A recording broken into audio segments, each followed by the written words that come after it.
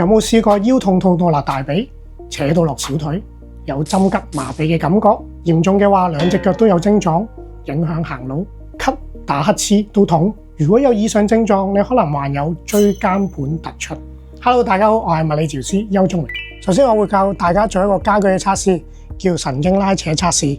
首先，將有問題嘅痛腳放喺大毛巾上面，然後我哋瞓低，利用大毛巾拉高，直至到有坐骨神經痛嘅症狀出現，然後降低。呢個時候症狀有所舒緩，跟住腳板向住自己咬高，症狀又出返現。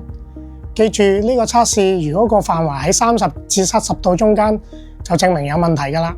之前有一個56歲嘅貨車司機，有一日腰痛到起唔到身，做咗磁力共振，發現有腰椎間盤突出，但係做咗1個月嘅治療都一樣咁痛。幫佢檢查腰部唔同嘅角度，前後左右，再檢查埋佢腰椎每一節嘅鬆緊情況，發現有一節有問題。另外周圍嘅肌肉都非常繃緊，同埋坐骨神經都非常緊。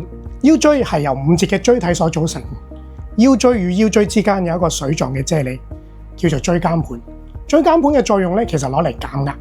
如果壓腰壓太大嘅話，椎間盤就會突出，壓住神經，影響坐骨神經痛。通常嘅病因係因為唔正當嘅搬運重物啦，同埋唔正當嘅坐姿引起。下一集會講下家居運動點樣對付腰椎間盤突出。記住，如果有症狀一定要睇醫生。